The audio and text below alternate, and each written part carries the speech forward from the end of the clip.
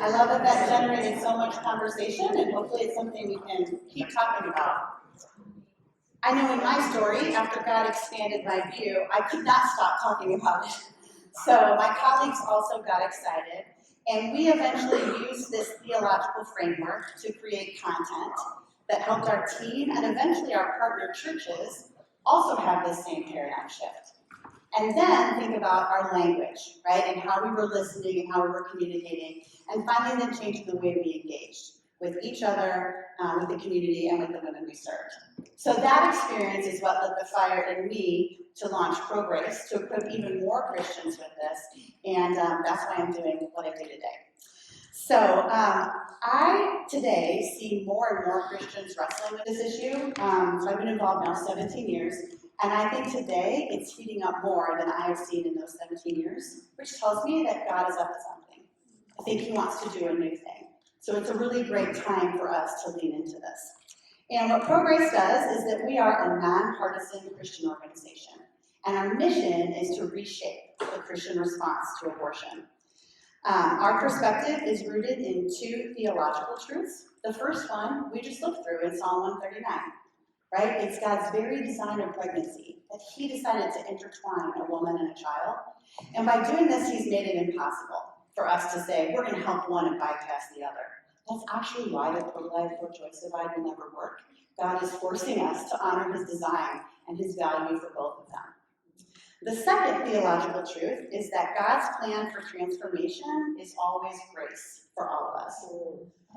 Right? This is how we change. And you think about it, grace is what allows us to have the conversation we just had, right? Where we can say, Lord, we want to be in community and open our eyes, and we're not seeing all of your truth, right? We have to humbly walk in grace first.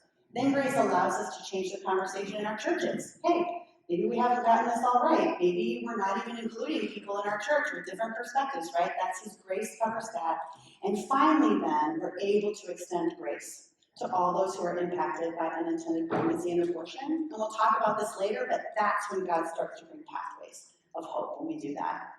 So to look at this theological truth, or to illustrate it, I'm going to read a passage in a minute. It'll be John 8, 2 through 11.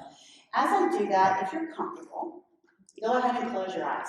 Because what we want to do is envision this as a story playing out. Dallas Willard also talks about this, about being in the story, right? And knowing that we would have that same experience. So as you close your eyes and I read this, see if God illuminates anything to you as you listen to it, and then we'll have a discussion. At dawn, Jesus appeared again in the temple courts where all the people gathered around Him, and He sat down to teach them. The teachers of the law and the Pharisees brought in a woman caught in adultery. They made her stand before the group and said to Jesus, "Teacher, this woman was caught in the act of adultery. In the law, Moses commanded us to stone such women. Now what do you say?" They were using this question as a trap in order to have a basis for accusing Him. But Jesus bent down and started to write on the ground with His finger. When they kept on questioning Him, He straightened up and said to them, "Let any one of you who is without sin be the first to throw a stone at her." Again, He stooped down and wrote on the ground. At this, those who heard began to go away, one at a time, the older ones first, until only Jesus was left, with the woman still standing there. Jesus straightened up and asked her, "Woman, where are they? Has no one condemned you?" "No one, sir," she said. "Then neither do I condemn you," Jesus declared. "Go now and leave your life of sin."